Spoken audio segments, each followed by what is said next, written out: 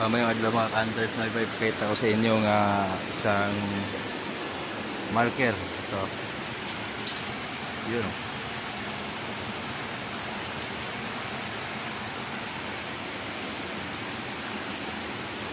Tapos dito sa baba niya may heart. Yun. Yeah, heart. Tapos dito sa gilid niya parang may ano to, parang ibon o ano to, yun, yun. Ganda. Ulis. Dito may bato, tapos dyan parang may passageway.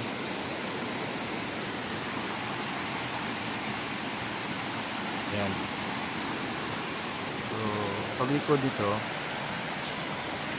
si heart to eh. Itong heart na to, pag dito tayo sa heart, titira tayo ng north.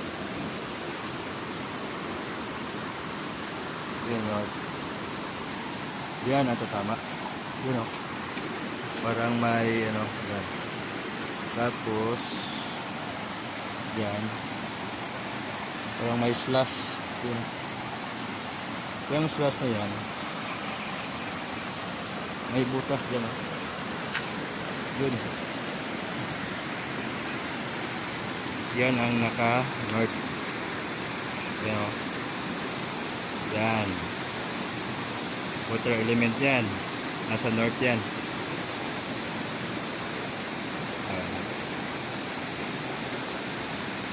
Wala siyang isda din, tingnan. So balik tayo. Itong puno ng bato, yan. Tapos yan ang passageway. Tingnan natin kung anong orientation sa kompas.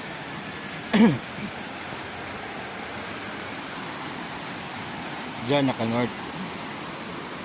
Yan. Tapos dyan niya daan.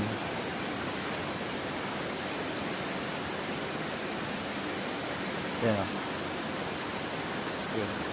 Naka 45 yan, northeast. Northeast 45 passageway. Yan o. Yan. May daan yan. Tapos may ito. Ganyan lang yan, pero may ano yan eh, slash arrow yan eh. Yan o, slash arrow. Nakaslasa siya, ginawang arrow. Tapos may hole, may intersign pa. Yan o, may intersign. Yun, may intersign niya. Yun, dito yan nakaharap, dito sa heart.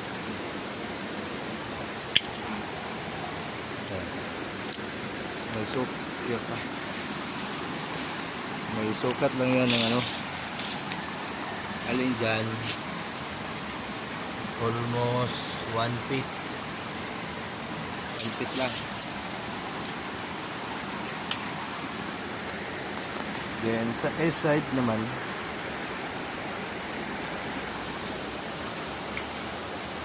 itira natin ng S. Anong makikita ito sa S?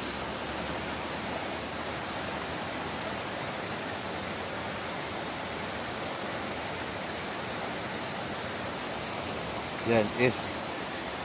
90 degree. Makikita natin ito, no?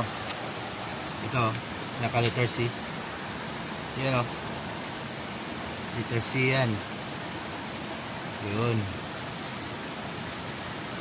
Talagang inukit talaga ito. Yan. Sa east side yan. Tapos sa west side, kumpas tayo ng west side,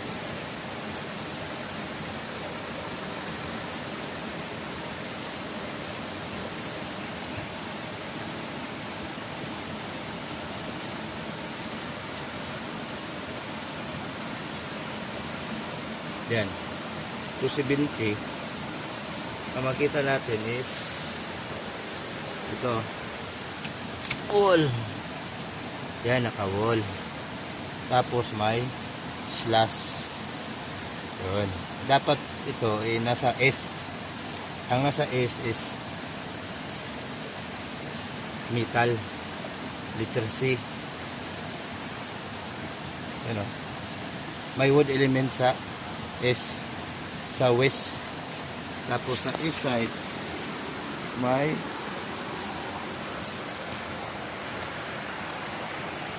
metal element na C.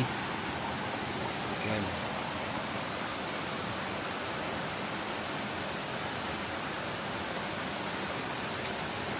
So, grabbing method siya, grab.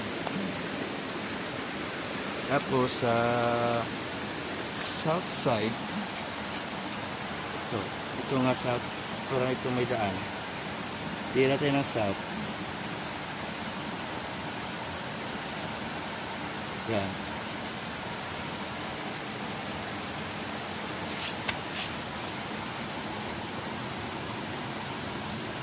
Yan o, yan naka-slash. May slash yan sa baba. Tapos, dito, ito. Yan o.